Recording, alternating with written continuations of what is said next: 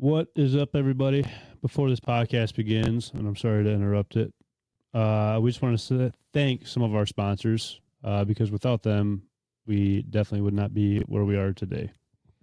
Here are our sponsors: GK Calls, Migra Ammunition, Mouillee Waterfowl Festival, Gator Decoys, Flipping Bird Apparel, Firebolt Game Calls, Gibraltar Duck Hunters Association. So, again, I am sorry for interrupting the podcast, but again, without these amazing companies and organizations, we would not be where we are today. So, I hope you guys enjoy this week's podcast, and here you go.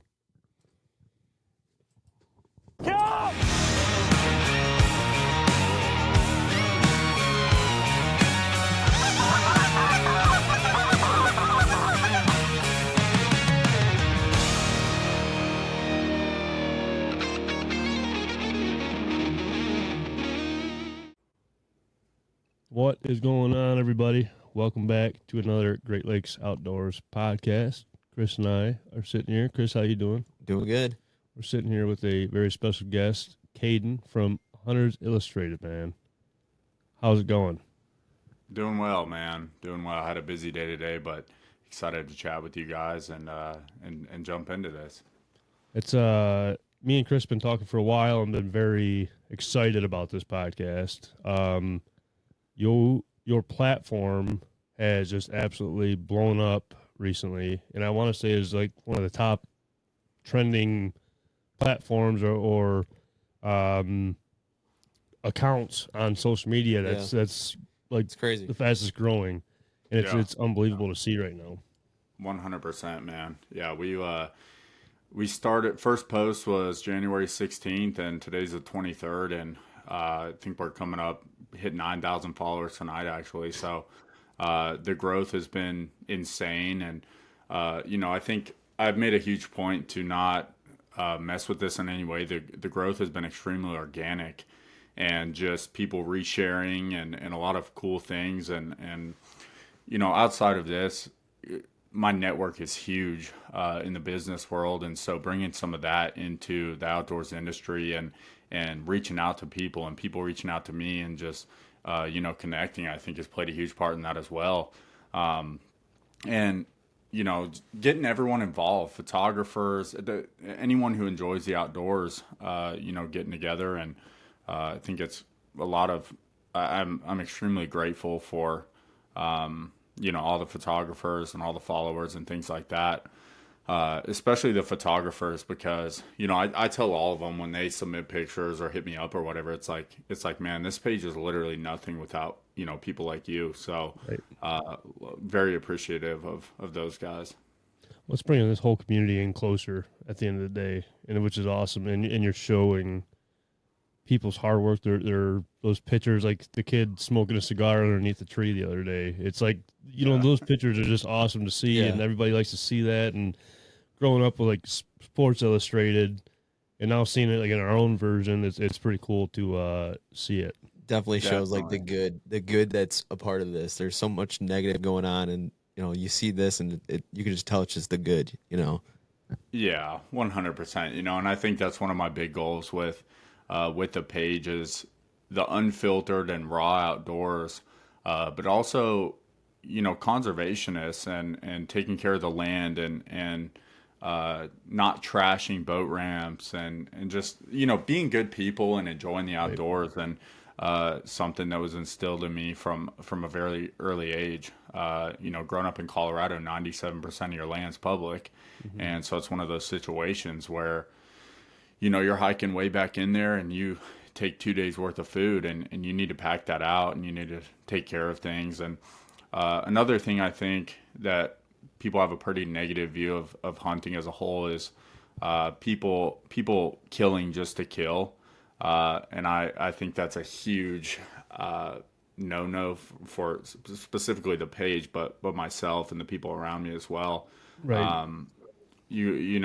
I'm in an area that's really focused around old German and Czech communities, and those people had to get through the depression. And hearing stories about they ate every single part of whatever it was they could get their hands on. So really trying to put that in front of people too, and keep it super professional, and leave a positive impact, because it could very easily turn into a page where it's like submit any photo, any video, and you're gonna get videos and stuff of videos that they may be funny or whatever, Right. but they're not really a positive image of the outdoors industry, and that's definitely not something that we want to play a part in. And that's hard to come by too. I mean, it's hard to kind of separate the good and the bad with trying to get content out there. Yeah. It's very hard as a business owner in the outdoor industry to be able to separate and kind of lean towards what audience you're wanting to Definitely. Grab, get. yeah. Yeah, because I mean, there's we've all been there where there's funny like accounts that are making jokes about the hunting out like industry or Yeah. whatever it is, and it's funny, but at the same time, we don't want to like go towards those same people or interact, I guess, or I don't know. I don't want to say interact, yeah. but Kind of act that way. I don't want to post that kind of stuff. I'm kind of scared to post that kind of stuff. I want to post more of just the way it should be, ethical way of doing it. I don't want to add fuel to the others that don't agree with hunting. Yeah. Yeah, definitely. I couldn't agree more. You see videos every day about. I saw one. This morning. It was this elk that wandered around some national park or state park, and he'd been harvested that year, and it was like a bunch of people in the comments, hating on hunting, and the people. One thing that upset me is. I'm not going to jump into the mix and start arguing with people. I could care less. Right. But some of the comments that I seen and then the responses from fellow hunters, I really didn't agree with the way they went about that, and it turned into a super hateful conversation. And it makes hunters look like we have something to prove, and people, everyone, everyone's got an opinion. It's like. I don't really care to argue with someone about why I think it's right or wrong. And this goes down such a huge rabbit hole, because in my home state in Colorado, they release these wolves, and It's huge right now. you've got wolves running around, and I've got ranchers up there who sending me pictures of. I remember one I got. It was super graphic. A mama cow had ran through a fence running from one of these wolves, and it ripped her whole underside off, and she's done for. She can't do anything. But then as a hunter, we go in there and we harvest an animal and use anything that you can possibly use from that animal, and we're the bad guy because we killed an innocent animal, which I don't quite understand. It's hard because everybody's got their own opinion, Definitely. and you're not going to change their opinion on things. Definitely. Yeah. All you're going to be able to really do is add fuel to the fire if you try to even talk to them in a negative way at all. Well, Yeah.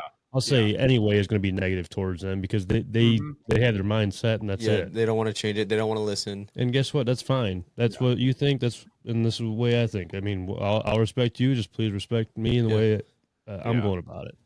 Yeah, I think way too many people add fuel to that fire. And, as much as I want to comment back and tell them they're an idiot, and at the end of the day, I mean, everyone's entitled to their opinion, and I could care less to argue with someone whether hunting is right or wrong. I mean, I obviously see it my way, and I don't really care to argue about that. But I think I think hunting has changed, and I'm still young. I'm 21, so this is my age group, and some of the younger guys who are starting to get into.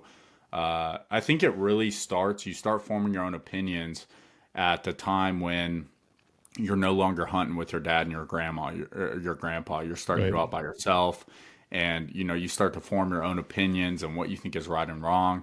And I think the industry has changed. Some of the younger guys, the way they see it is a little bit different than generations previous have treated the sport.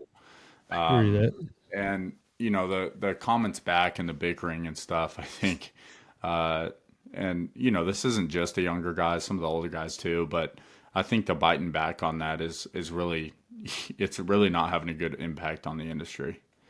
Not at all. Yeah, no, I mean, I definitely agree with that. It's just, and it's tough too because it could be very easily said that social media and the internet is the leading cause for hunting to be changed. But on the other hand, it is also doing so much good with it all too. So it's Agreed. double-edged sword there. It I mean, really there's is. so many different variables that are changing. Look at the fishing, the live scope for the fishing. Oh, yeah. I mean, that changes Yeah. the bass tournaments now, and it's just there's so many different things with everything. It's a deep hole that you can dive into. Yeah, I always say, even outside of Hunts Illustrated, in business and life, I think right now we're in a digital age, and no one can argue that. Social media is now its own outlet. It's no longer, sort of playing that middleman role. It's a major outlet where I looked up a statistic, I think like 2 or 3 days ago, and like 85% of young adults, let's say 13 to 30, like 80% of those people, their main source of news and information is the internet / social media. Yeah. And, I think social media is a great tool if you know how to use it. 100%. So 100%. I mean, it's like with Point Mouillee, we have a problem. It's a waterfall festival up by us, and since COVID hit, it's been going downhill. I mean, besides the last few years, things really started going back up towards the top. But it's tough that everything's on the internet now, and nobody wants to go out and see everybody out there at a festival. They want to go out and it's not like a NWTF that size by any means. It's just our local spot. We'd like to get it that big, obviously.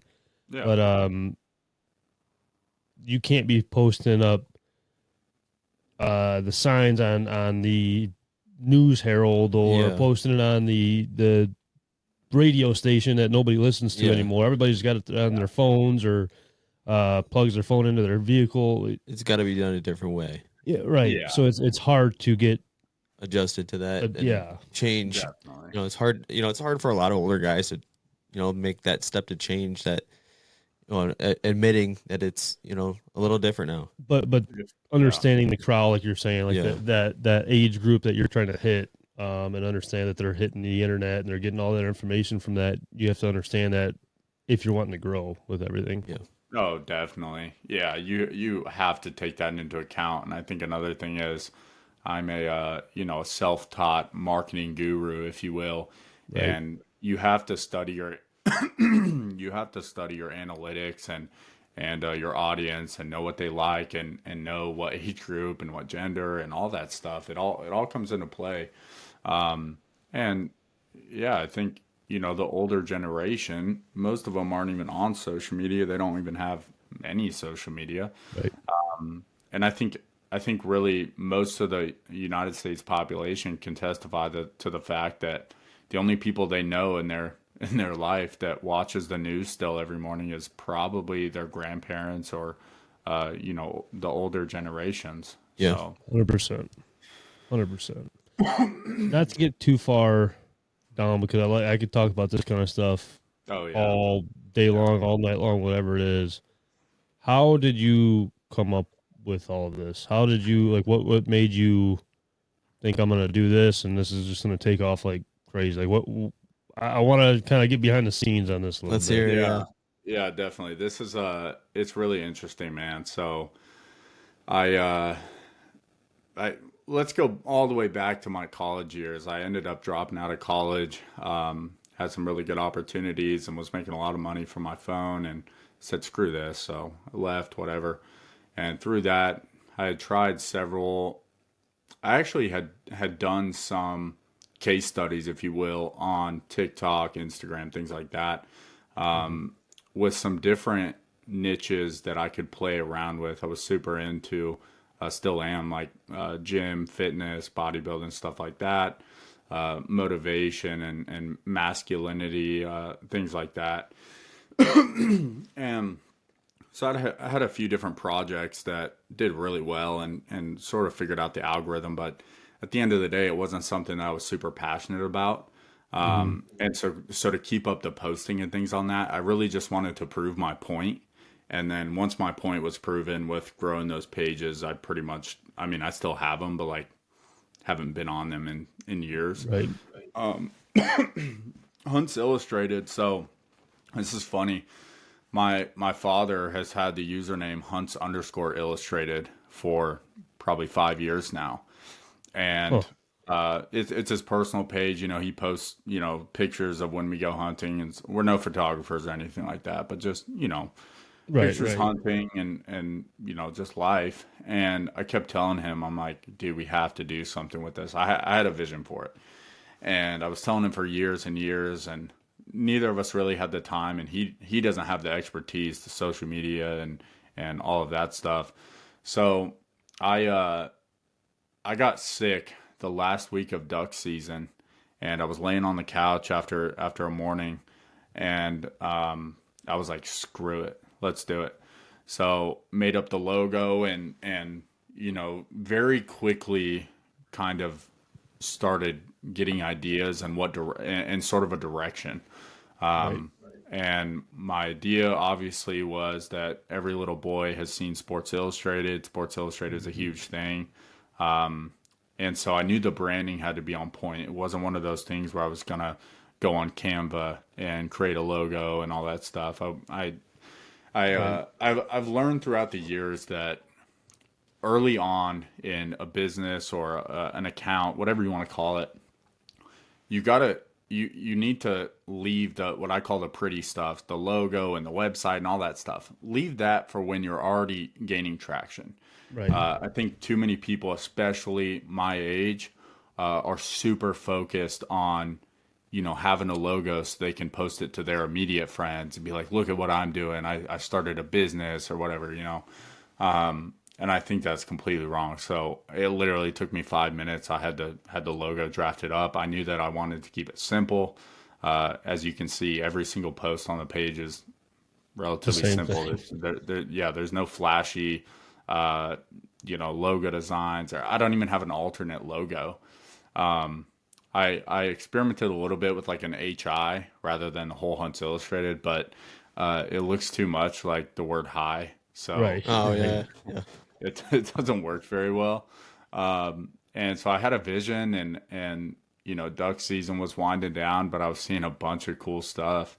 And so I knew I wanted to make it super high quality. I think there's not really a page in the outdoors industry that consistently posts only high quality stuff. I think a lot of them, they post some pretty high quality stuff, but you know, you also have your just regular videos that people send in and things like that. And all due respect to those people, there's some awesome pictures, awesome videos. But just in terms of the long-term vision I have here, that's just not the direction I wanted to take it. So, and that's important too, that you don't limit yourself on certain things, like kind of like we're Great Lakes Outdoors. We can post a lot of different things, but you know, you get these guys that have just like waterfowl in their title. Yeah. You're limited to what you're doing, or even like podcasting, or who you're going to talk to, or you know, being able to stay open and kind of go where the traction's at. I mean, that's big. Yeah, you want to niche it down, but you don't want to niche it down too far to where you cut people out, right? Right. And so with Hunts Illustrated, the original vision was all of hunting, all of fishing, and outdoors, you know, the combination of both. But if you look back, like our first 10, 12, 15 posts are just waterfowl. And that was not intentional whatsoever. But season was just, it was so hot then because, you know, last week of season, everyone was super into it. Right. And it was working. I mean, we went from 0 to 500 followers in 5 days. And when something's working like that, you know, it's You don't want to stop. Do you do hashtags or anything? Like, what do you think your biggest success with all of this is? Like how do you have the growth that you have? Are Yeah. there any secrets that you're able to tell? Because I know there's got to be some in there.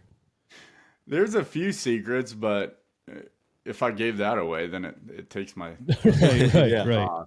But I mean, honestly, there's really not anything like super detailed or something that I can't tell anyone because I'm scared to tell. Like, no, I don't. Right. I don't care. Um, I use some hashtags, and I think those play a little bit of success. And having the quality content definitely helps you get on the like organic on Instagram and TikTok For You page and the Explore page on Instagram. I think those definitely help, especially the ones that have 766,000 posts and people follow those hashtags. I think those do well. But really, man, like the secret sauce with this page is posting content that is so freaking cool that people will share it without having to. Yeah, I don't have to say anything. Tag or I don't have to do anything, and people want to share it because it's such cool photos and videos and stuff. And man, when you can have 10, 12 people repost one of your pictures, even to their story, you got to think that's reaching all of their audience, right. Yeah. right? So it's just like that. In business, we call it like the ecosystem. So we have us, and then you start branching out. This guy reposted it, but then 5 of his friends also repost it, Right. and you just multiply that out until you have this huge spider web of people around the nation and around the globe. I mean, Canada, Mexico, New Zealand, Africa, all over the place, just because it's cool stuff. And there's nothing flashy about it. It's just high quality stuff that, features some pretty cool images. I think the hardest thing though is with social media, like the algorithm with certain things. Oh, yeah. Yeah. Like my buddy Brian did kind of like I don't know, a test per se Sure. with not putting any tags in his videos or pictures or whatever. Because he was getting, let's say, 25,000 views on Facebook and TikTok, but wasn't getting that on Instagram. Yeah. Stop putting the tags. Well, here come the viewers just flooding in. So not having Instagram per se keep you in a tight knit section and being able to like get into a broader audience. I mean, but it takes time to understand those little nitbits here and there. It's weird how they, I don't know, kind of enclose you in one section per se. And it probably changes all the time too. Oh, I'm sure it does. It does. It's just the algorithm is just so weird, and I don't understand it sometimes. I've dug deep into the algorithm, not just with this page, but 25 different pages, 30 different pages, and I've seen a lot on using hashtags, not using hashtags, but I put hashtags on all this stuff, and it does pretty good, and so I don't want to risk taking them off and not doing as well. And I think the best thing on Instagram is by far Instagram Reels. That gives 100%. You the potential to show up on pretty much the TikTok of Instagram.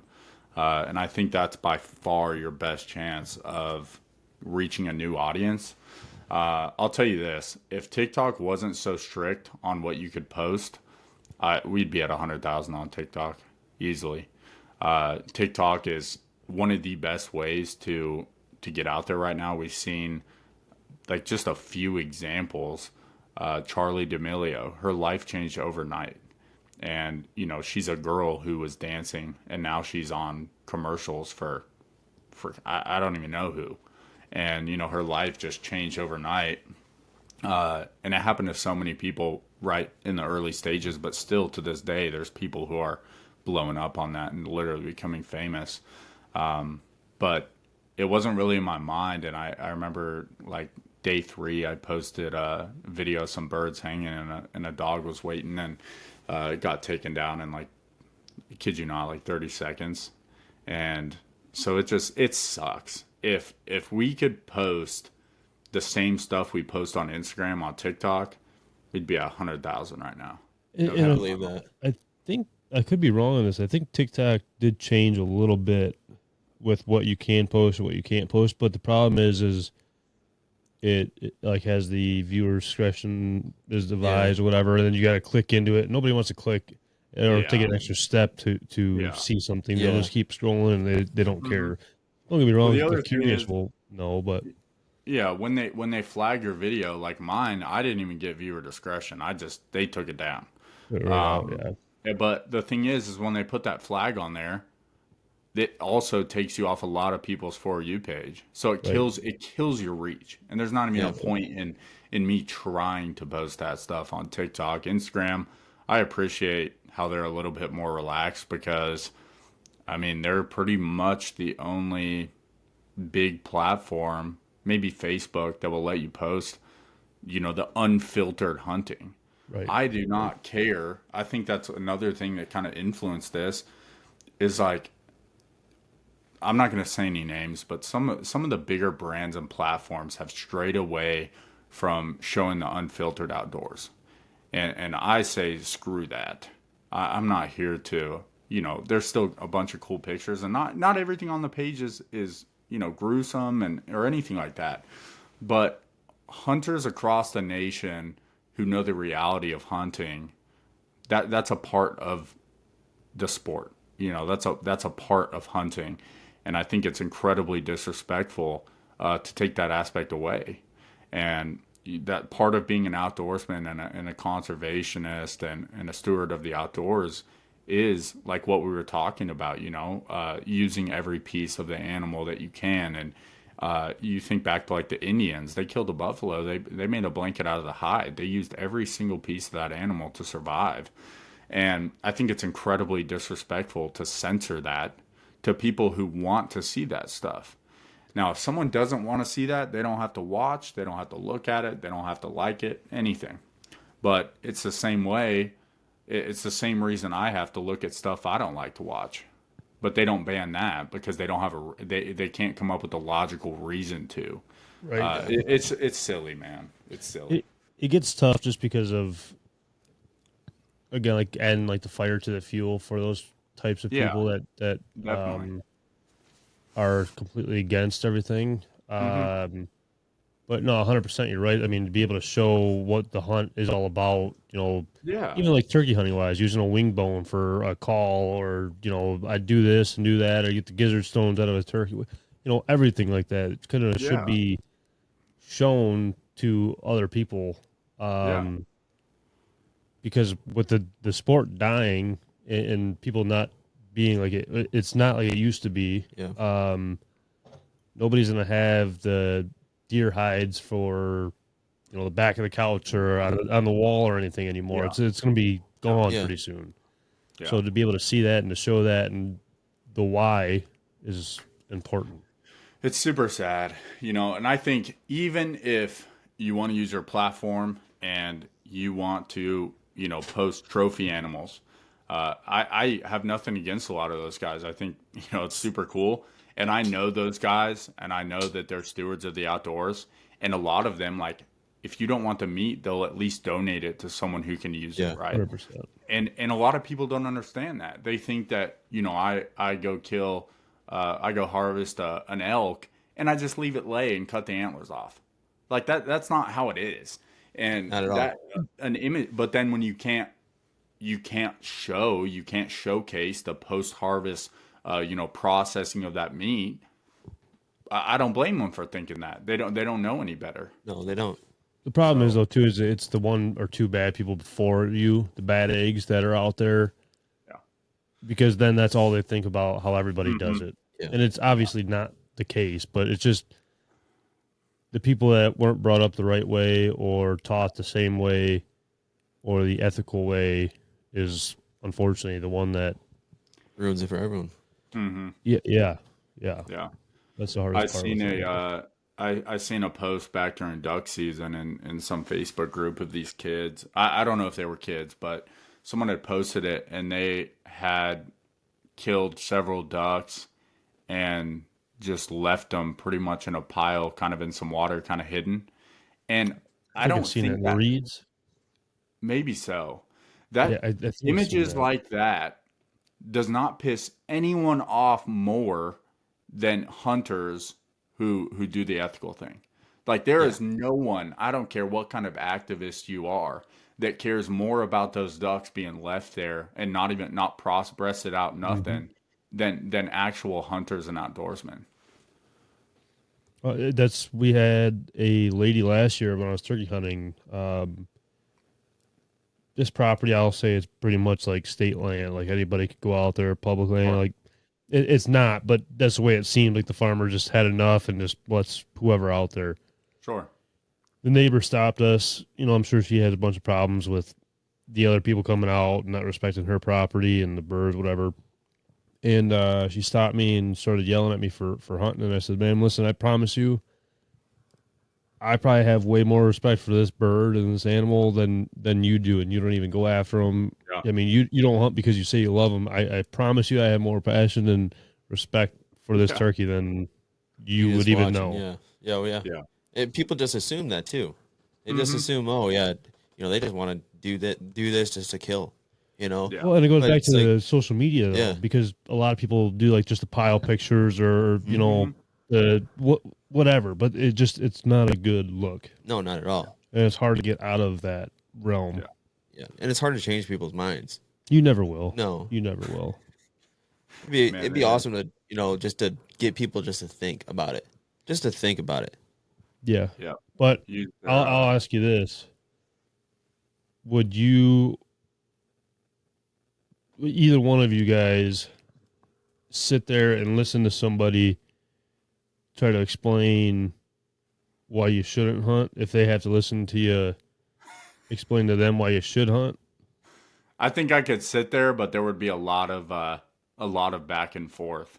Oh, right. Yeah. So like you're gonna be like, okay, I don't even care like what you're doing. I'm wasting my and you can't have you can't even think that they're gonna actually listen to you Yeah. when they're on the other side of the fence. Yeah. So it's just Definitely. it's better off just let them talk and keep on walking. Yeah. Or keep on scrolling, whatever. You're not gonna win, and that's No, what's so yeah. funny. It's just people think that they could change people, and it's good luck. No, yeah. Yeah. Let me know when you figure it out because I'd love to jump on with you Just and help listen you. to me. Just listen. It'd be nice, wishful thinking, but When when you're dead set on something, you're dead set on something. It's extremely difficult to, change someone's mind when they have such a set in stone opinion. So it's What is your end goal, or what is some future goals? Because it gets tough in any industry or business. Even for us, we'll say like, what is our end goal? Well, there's a lot of end goals. Do I want to make money on this? It's not why I started it. But it'd be stupid of me to say I don't want to make money on it because it would be awesome to do it. What is your end goal with all of it? yeah, I'm excited to get into this. This is something I'm really looking forward to get out, and I'm not really gonna post a lot of this stuff because it's kind of like I'm gonna make it happen, and then I'm like, hey, look what we just did. Right.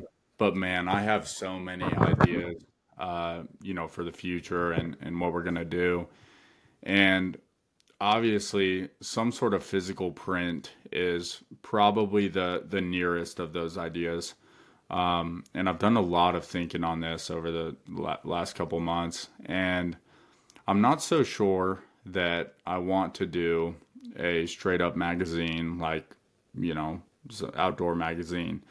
Because the Sports only Illustrated people, magazine. That'd be yeah, That would sweet. be pretty cool. it would be really cool, but I think it would have a lot of excitement up front, and then would probably slow down.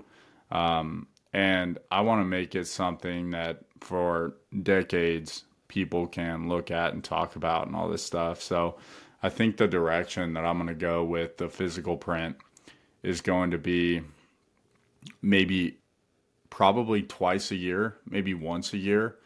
It's going to be a hardcover book, and it's going to be a legit, like, very crafted very good, and it's going to showcase pretty much let's say we do it twice a year, it'll be all of the stuff for that 6 months.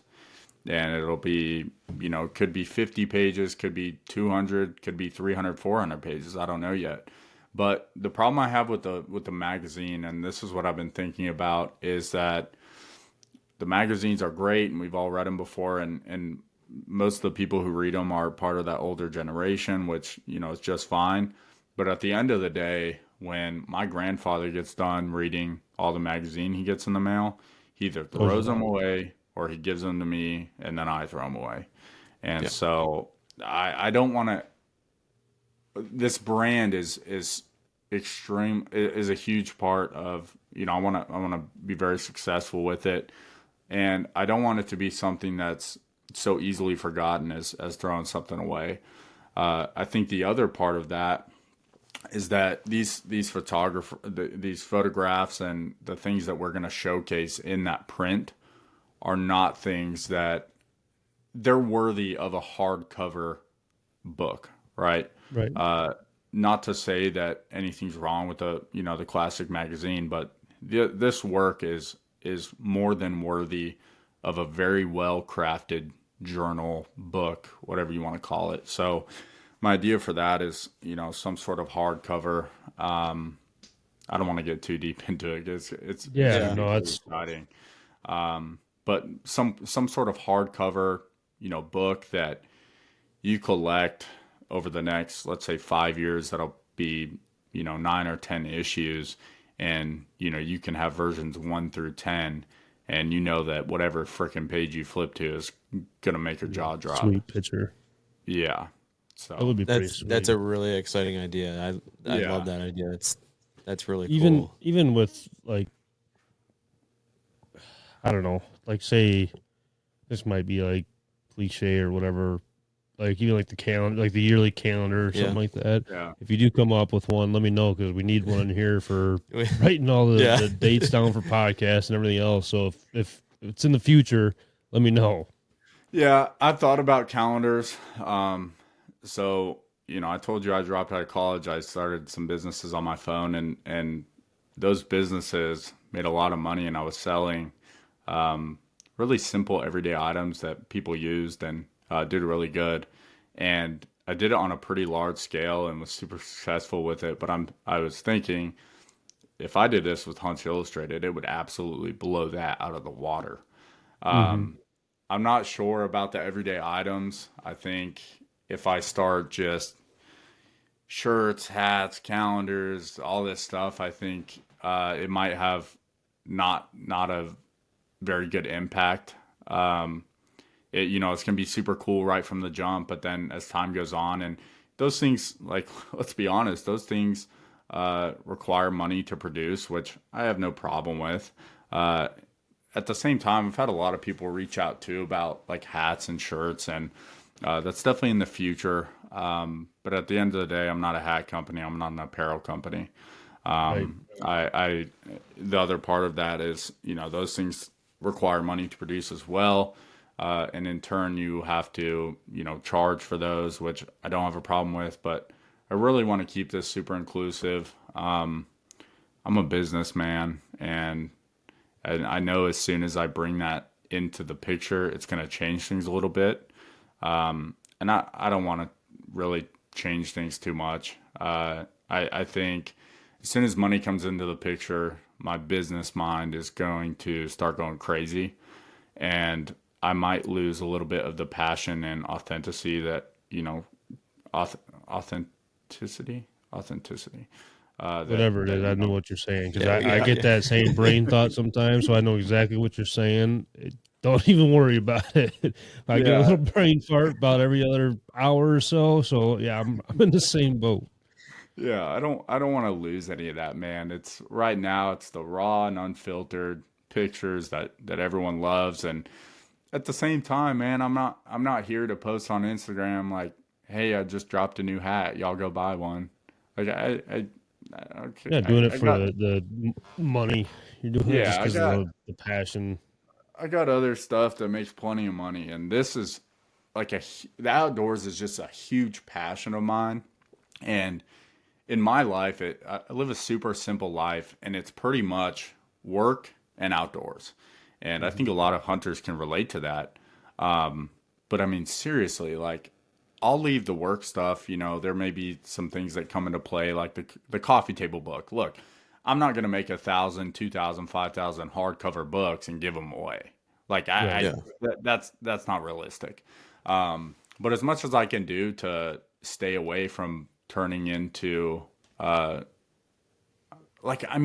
it's a hard subject, man, because I do want this to turn into a very sizable, company, if you will.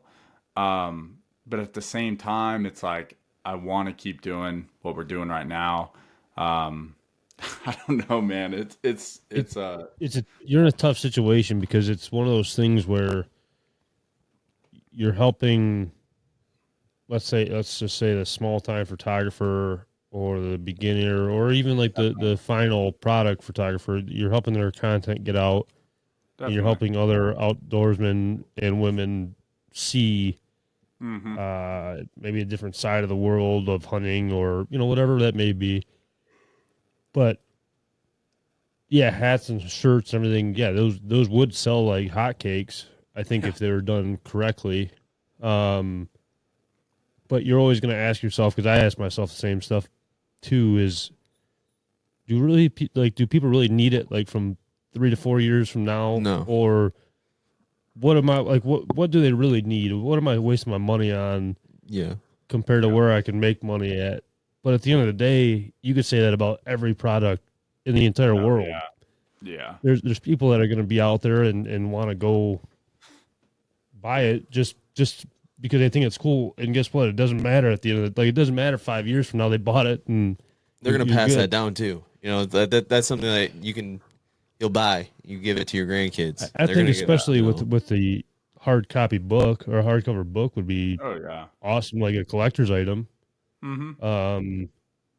And who knows? Maybe there's a little like drawing or something, or hey, if you collected all 10 of these, you get selected for something. This prize over here. Who knows? It's just there's different options to everything, but it's just not being so hard on yourself or thinking too deeply into it, because even that kind of makes you not step aside, but kind of not as in love with it all, I guess. You don't want to lose that passion for it. You're doing it because you love it. And you don't want to lose that. If that makes sense. I mean, it was a little bit of a ramble there, but it just gets stuck between two rocks. Definitely. Yeah. And I just, man, it is tough. And by no means do I think that if I dropped apparel or hats or whatever, they would fail. I think it would freaking kill it, man. 100%. I have no doubt about that, because I did the same thing with another brand and killed it. And that was light years behind where I'm at right now.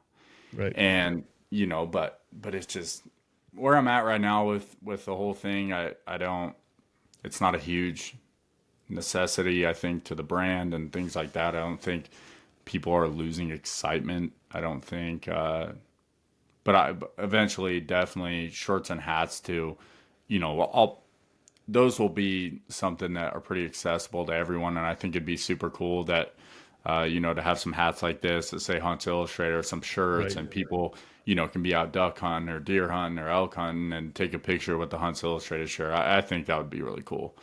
100%. So, for you, in a sense, to be a part of all of those hunts and stuff, it's like your apparel. I don't know. I always think it's cool even when I see our apparel out.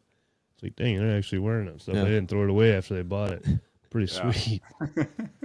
Yeah. That's really the physical print, and that's the tip of the iceberg. I got something I'll give you all a little teaser on. This is funny, man. What is Sports Illustrated most famous for? Sports Illustrated? Yeah. What is bikinis? Yeah, the swimsuit edition. Yeah. So are you gonna get in one? Yes. No, not me. Well, you said yes on that, so I'm gonna clip that. That's a clip right there. You said right out the rip, so we're set now. No. People are gonna be all over you now. I'm I'm too white for that, man. Man, that sunshine would be hitting me, and it'd be like seeing Casper the Ghost out there. It'd be a glare. Man, that might be a good little like last page as me in a Hunts Illustrated Speedo or something like that. But Yeah, I think surprise! Here I am. yeah. But man, Hunts Illustrated swimsuit edition.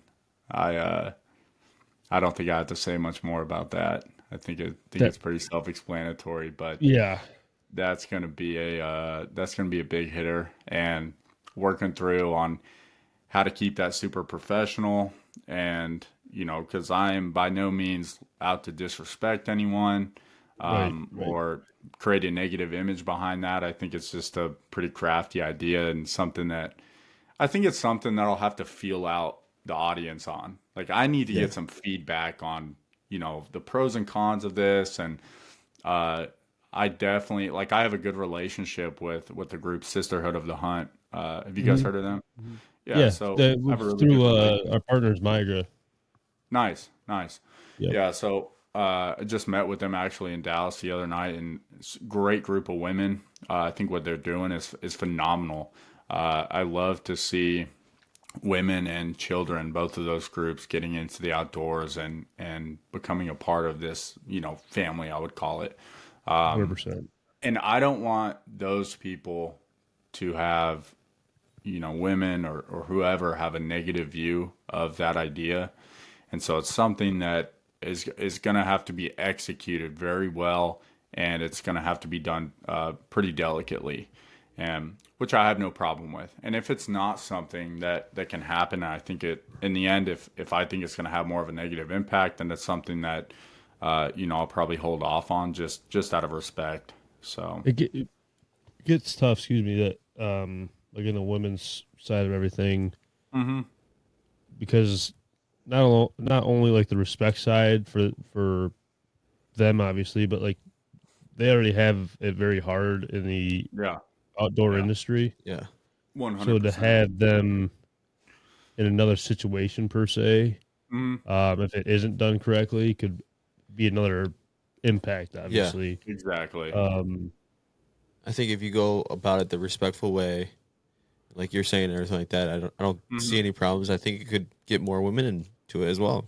Yeah, It hundred could yeah. it percent. could go a lot of different ways, but Uh-huh. I like that idea. That's pretty cool. Yeah, that's pretty similar feedback. I bounced the idea off very few people. It's not something that I'm really gonna dive into yet, but I've bounced the Right. idea around a little bit and got some feedback. And as of right now, I still think it's a possibility, but the feedback has been the same pretty much across the board on the execution has to be done to a T, and keep the respect high. And, I hold myself and the brand to a really high standard. And so I would hate to do something to ruin that, whatever that may be. So, Yeah, I mean it's you say or do that one negative thing. I mean it could it could ruin be a everything. snowball, Hmm. that Yeah. snowball effect real fast going downhill. Yeah. It's I don't know. It's hard because you would never know if you don't take that jump or that leap. But then at the same time, I mean that's life in a nutshell. A Yeah. nutshell right there. I mean it's everything you do on a day to day basis. It's tough. Yeah. Life is Yeah. risky, and sometimes you have to take those risks, Yeah. to see whether something is going to work out or not. Yeah. Yeah, you Maybe said it's that a something lot better that than what I was trying to explain. Yeah.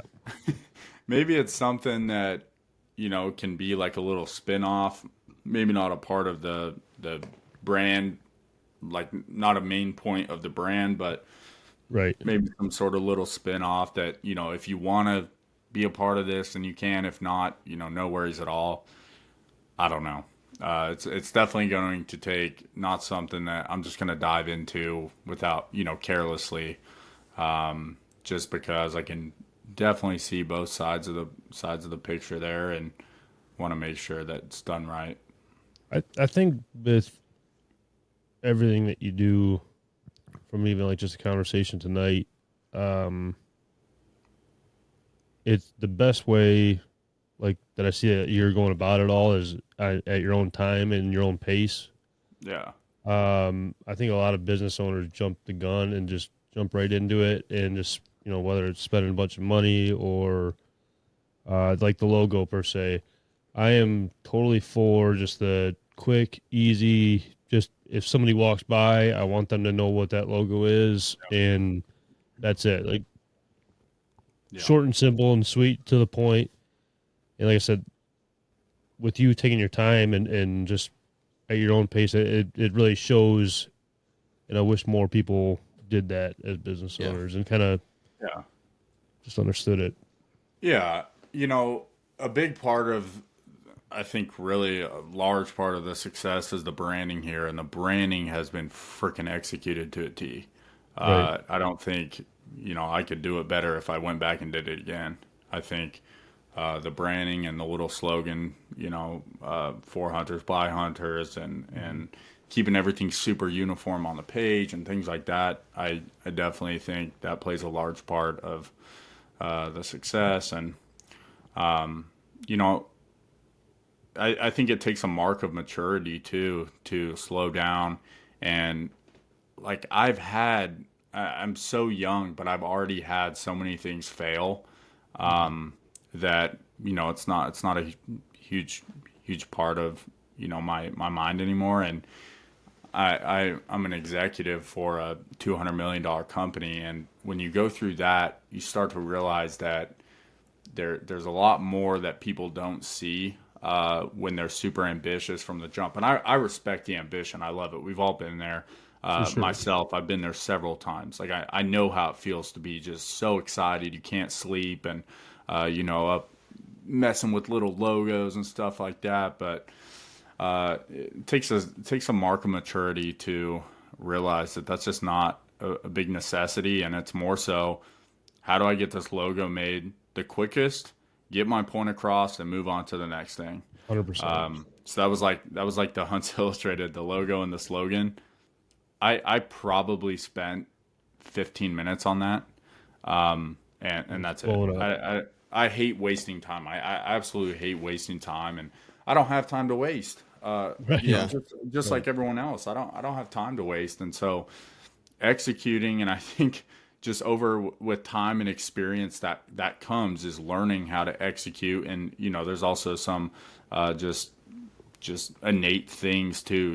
You've got people who can execute really quickly and get things done, and I think there's a lot of people out there who share those traits.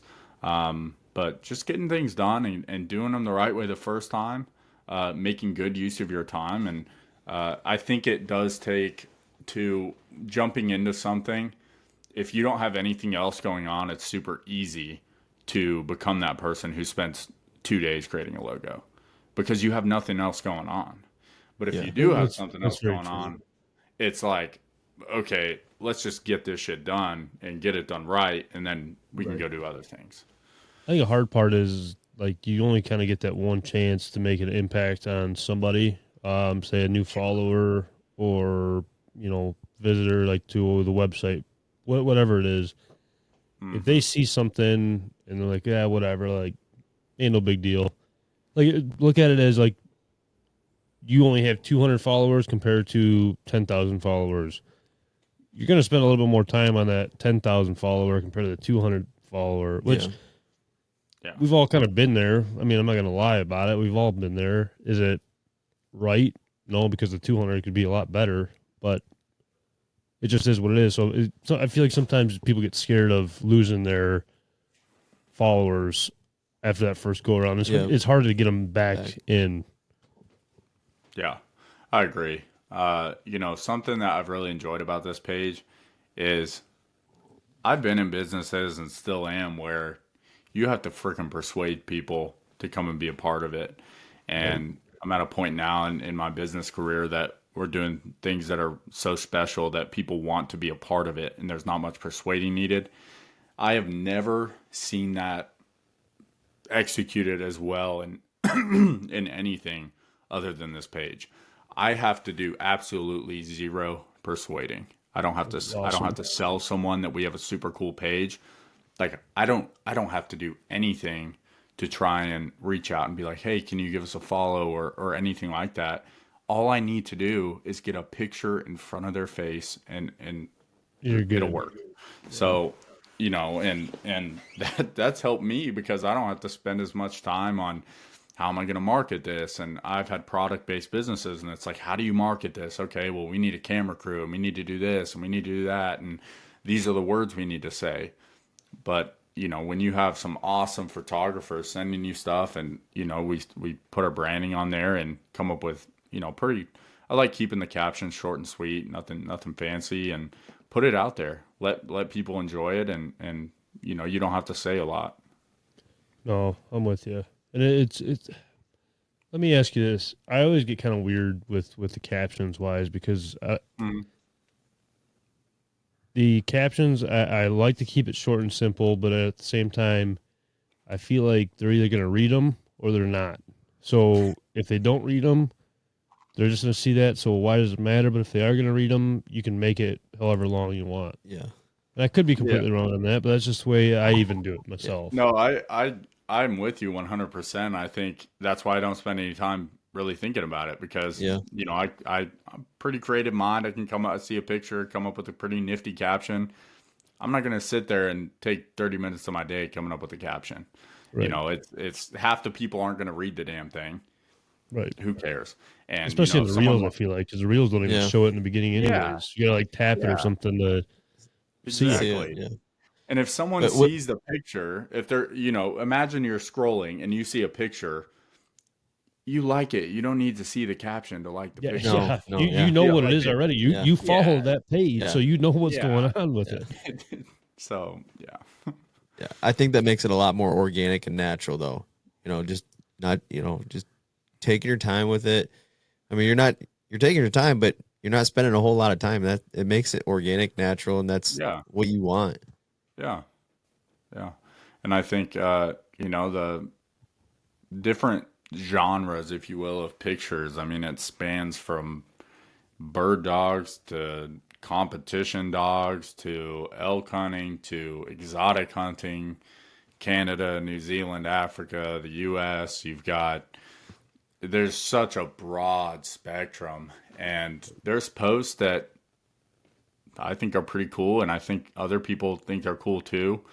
And then they might not do as good on the page, but at the end of the day, it's still a really cool picture, and it does embody the brand. And so I'm completely fine with having that up there. And not everything that you post, I think this is important for people to note. Not everything you post is going to get 500 likes when you have 5,000 followers. 100%. Like, you're going to have posts that don't do well.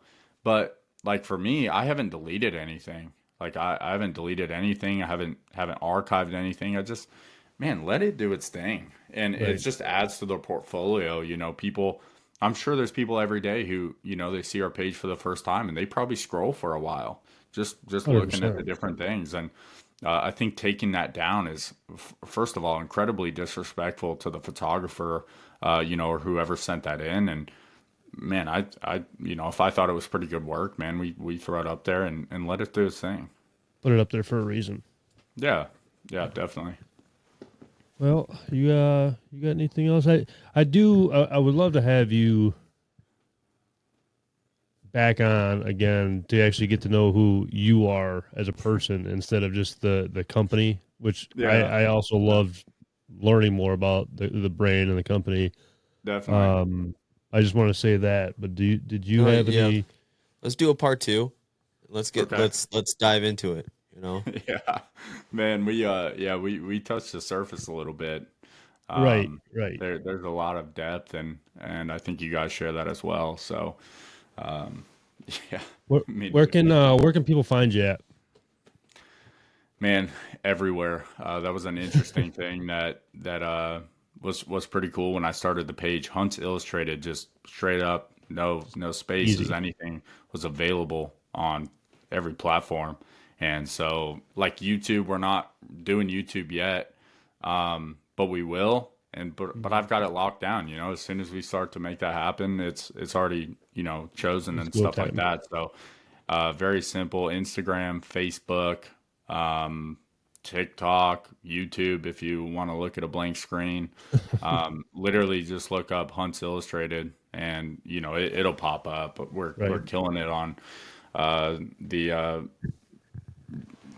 what's it called? The reach right now. We are right at 500,000 people in the last 30 days that accounts that we've reached. And that's incredible.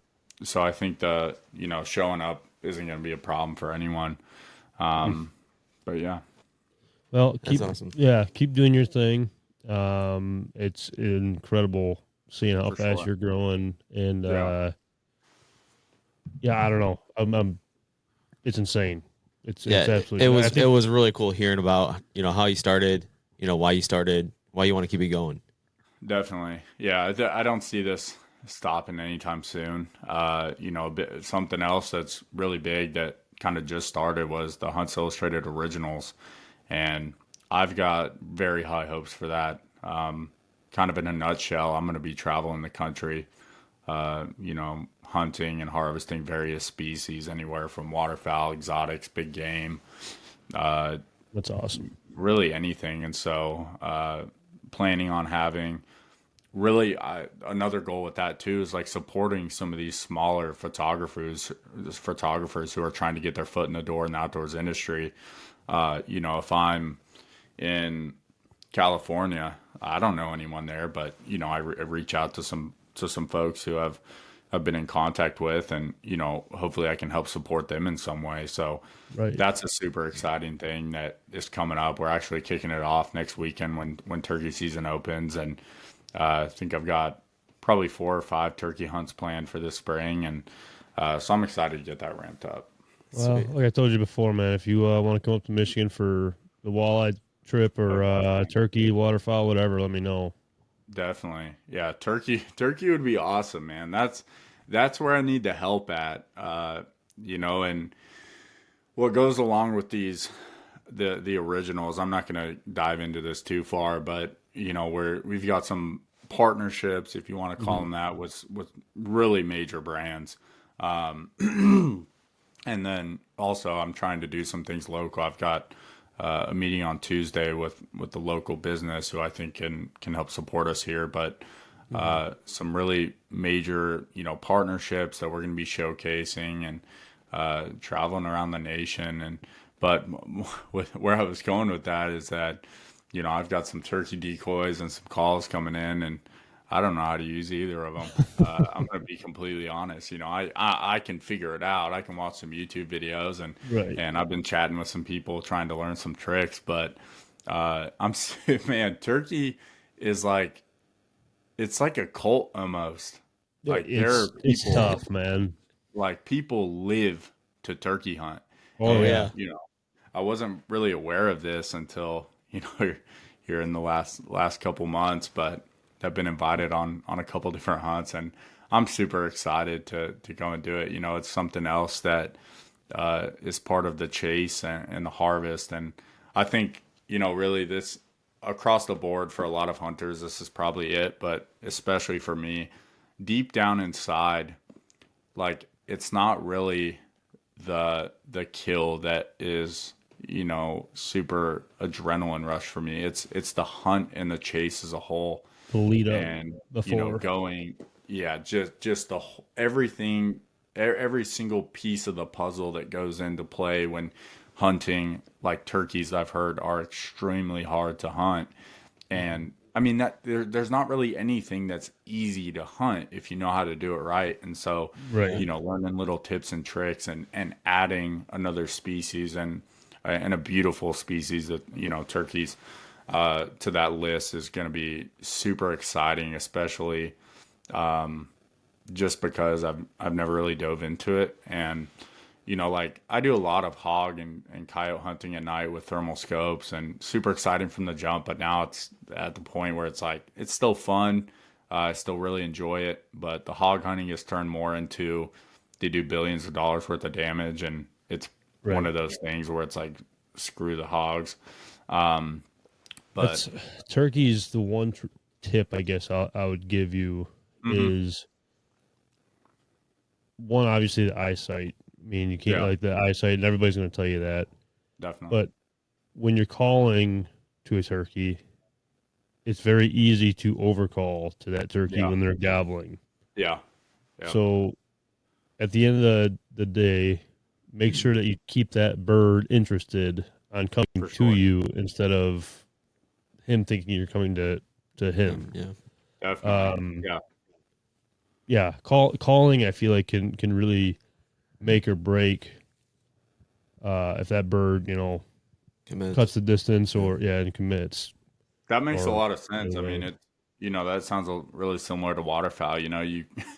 That's a reason I really don't hunt public is because you got people across the way that are just quacking and they don't know how to quack and they just, over calling. And, another interesting, something else I'm super interested in seeing is the turkey eyesight, because I've got good camo and, the ducks in my area, like I camo up pretty good, and, ducks have good eyesight. They flare a lot, but, I'm interested to see how much more extreme it is with turkey.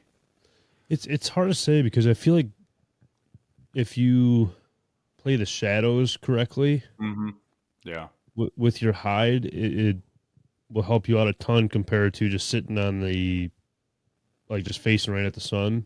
Sure. Because I've seen people with no face paint or face mask or anything go out there and kill them every time. Definitely, yeah. But then I've also been on the other side of it where they're running away as soon as I step out of the truck. Yeah. You know what I mean? It's just one of those things where I think maybe pressure of the bird, maybe, or like I said, those shadows, I think are very important. Yeah, I think shadows for sure.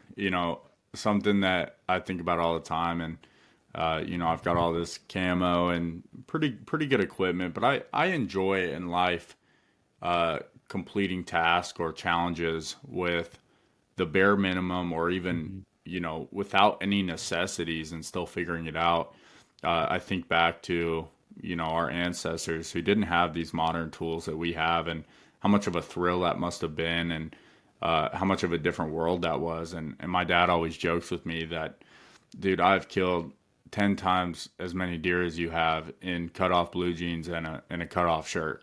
Smoking a cigarette and drinking beer out. That's the thing. Not saying your dad's doing that, but I hear that all the time. Like, it's like, how I'm putting scent, whatever else on. You're sitting out there smoking a cigarette. Exactly. How are you even seeing deer right now? Yeah. It's so easy to get caught up in like these little minute details. And I'm all for it because that does add to the hunt. And I think it's respectful to, really embodying the hunter spirit and trying to do everything right in order to make the harvest happen.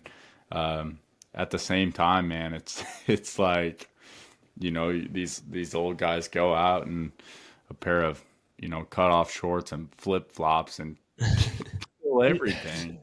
See, it's hard to say because, like, even for waterfowl wise, like the sneak bow or the punt gun or whatever, you're killing a lot of birds at a long distance, right? Mm-hmm.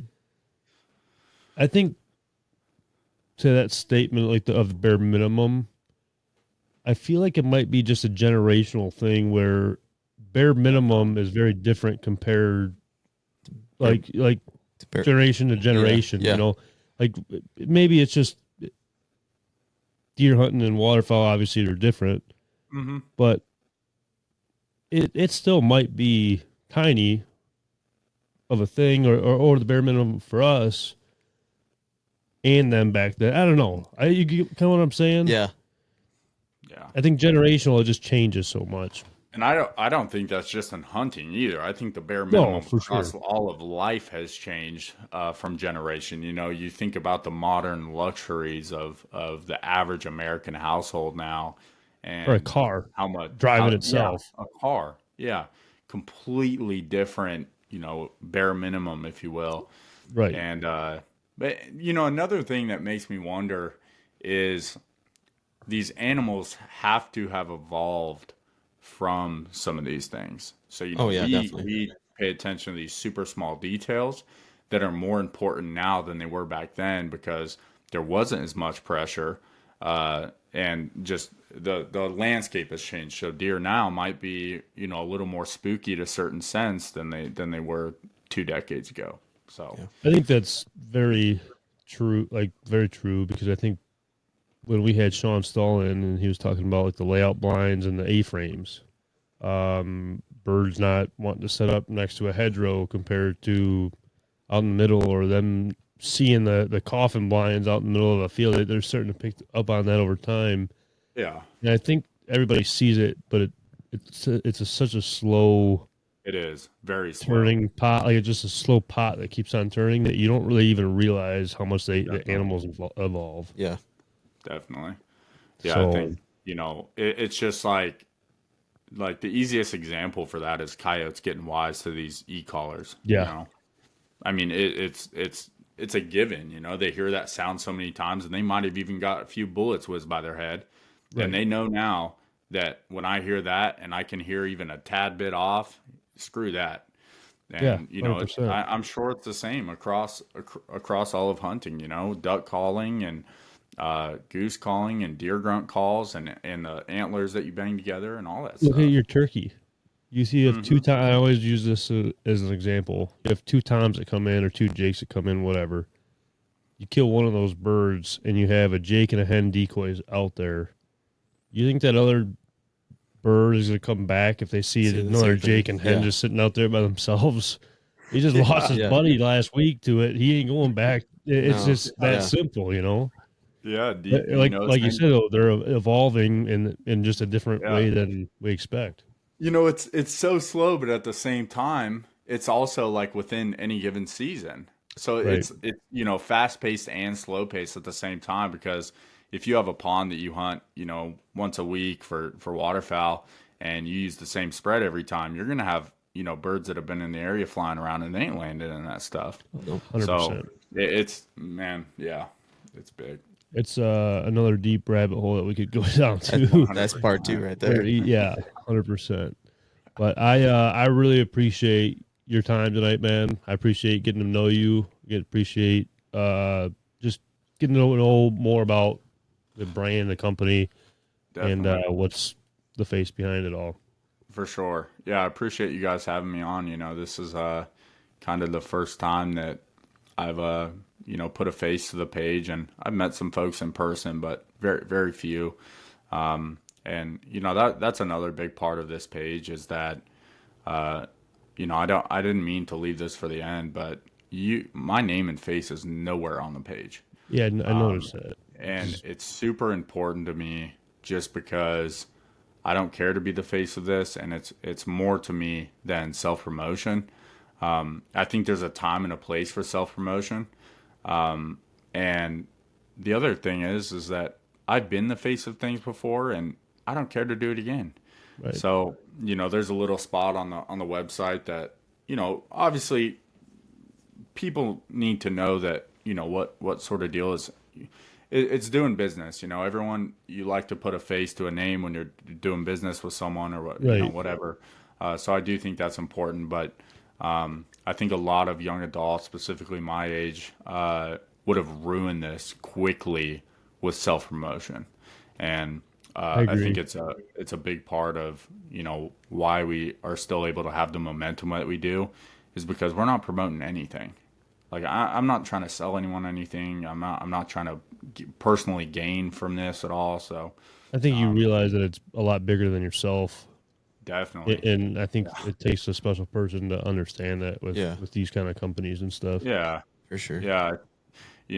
I've done some pretty cool hunts in my life, but then you start connecting with other people and you're like, wow, you've done some cool stuff too. That's completely different than what I've done. Right. And so I don't, by no means do I have any of the coolest stuff. I don't think any of my stuff even matches up to some of the things that I've seen. But I look forward to keeping that up and keeping the page super genuine, and the vision is right on track, and I look forward to rolling forward with that.